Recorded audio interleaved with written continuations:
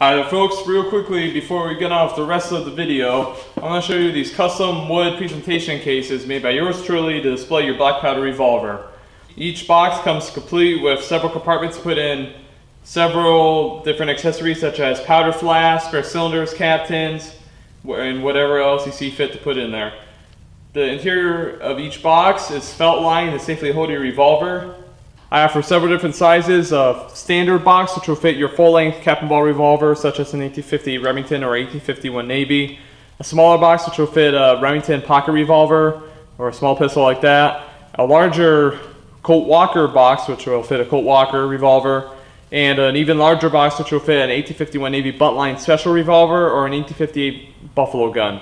To get one of your own, you can find them for sale on my eBay store, and I have that link down below in this video's description.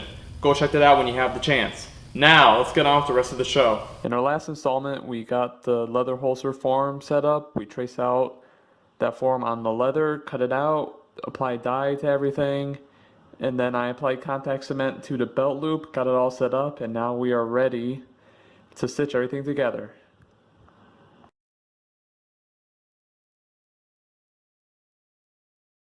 Okay, we've been letting the contact cement set up here on our leather. I just haven't had time to work on it, so I just let it set up for a while.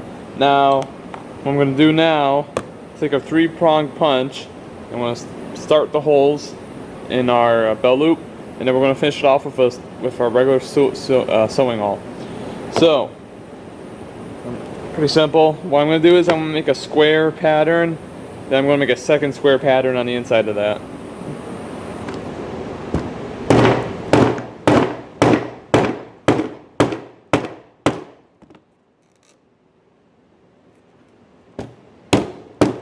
Okay, so I punched the initial holes with a 3-pronged punch. Now I'm going to take this awl and stick it through each hole, and to make sure that our hole is going all the way through. It's pretty thick. The 3-pronged punch isn't able to get through all those layers of leather, but it gets us started, and it goes through the first 2 layers. So I got a piece of paraffin here in the back. You can use a piece of beeswax, some kind of wax like that. It's good to go into. It's a good backing to use. So this is all I'm going to do. Just going to run this through each hole, and we'll be back after that. Okay, we need to get our needle and thread set up. So you're going to need a needle on both ends of your thread because you'll be sewing on the belt loop.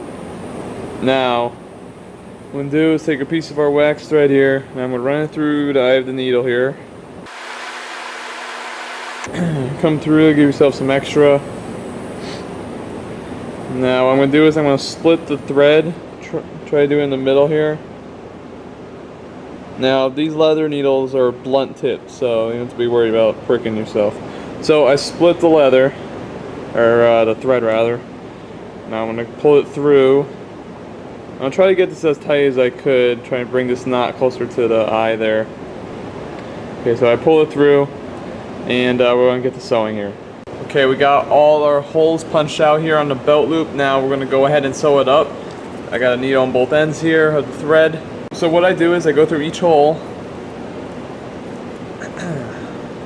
go in, pull it out, and this is where I need my pliers. Okay, you're going to want a pair of bull-nose pliers here. So what I'm going to do is I go through each hole,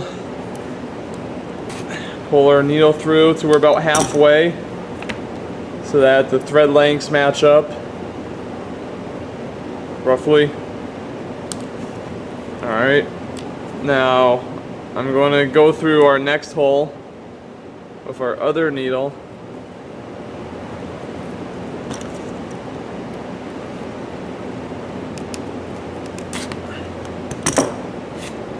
Just like that. Now I'm going to take our first needle that I put through the first hole, and we're going to run it through the back of the second hole.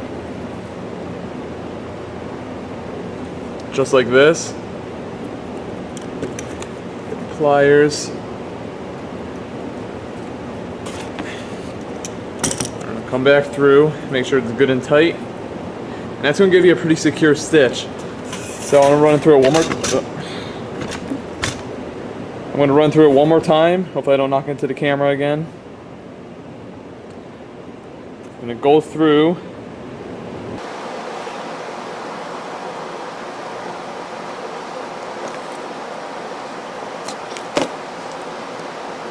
Alright, we'll go through and I'll take our other thread and come up through the back of it.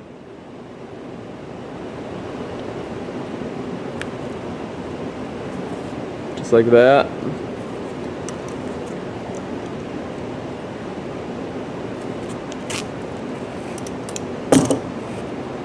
There we go. So we finished sewing this up, now we got a back stitch to secure it. So what I'm going to do, I'm going to run through backstitch 3 holes. Just the same way we did before. Run through this end. Yep. I snapped the thread there and I pulled it through. And I'm going to run this needle back through here.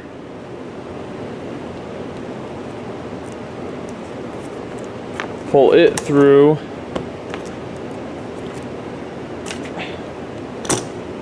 And I'm just going to do that for 3 stitch holes. Alright, I've applied contact cement to the sides of the holster here. Now we're going to put it together. Let's put these edges together here.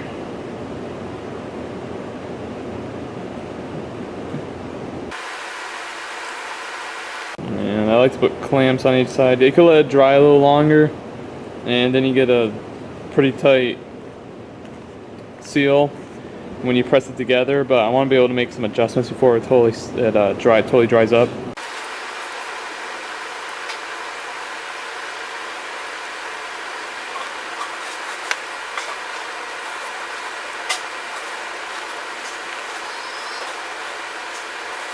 So I let the contact cement set up, took the clamps off, and now we're going to punch some holes in it just like we did with the belt loop so we could get to sewing it.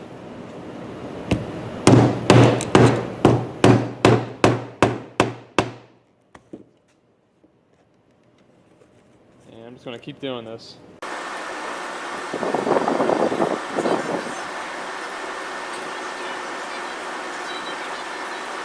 Alright, we got all the holes punched out to sew through. Got my needle and thread set up, and we'll start stitching.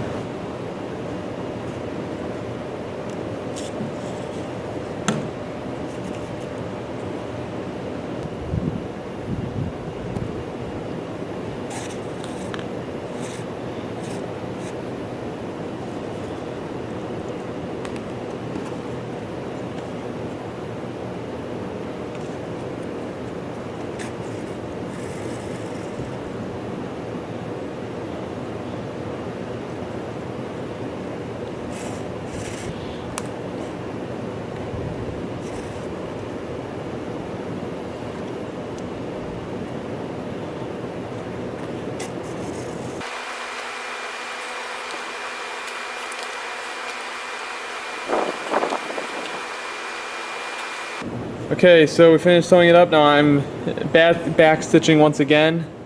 So it's going to go back through some holes that we already sewed. Just like that. So I'm going to back stitch a few more.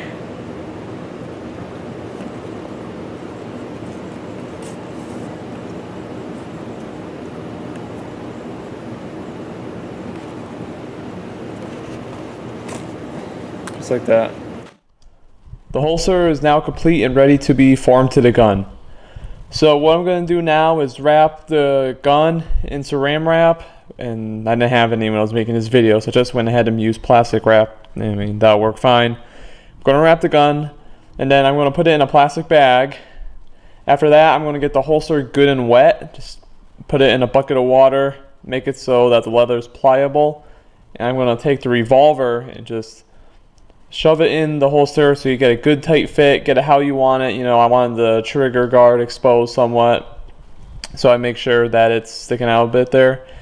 And the next step after that is I'm going to hang the holster, and we come back in the morning and everything will be good to go. Alright, our holster is done. As you can see, it's going to hold the form, because we wet formed it, it's going to hold that shape that it's in now. So that's very important to do if you want your gun to fit real snug. And the good thing about making a holster for an 1858 Remington is that it will also fit an 1851 Navy or anything that has less than an 8-inch barrel. So to show, here's our fit with the Remington. And we got a little bit of the trigger guard exposed like I like. And all in all, it's came out pretty good. Okay, the holster is done.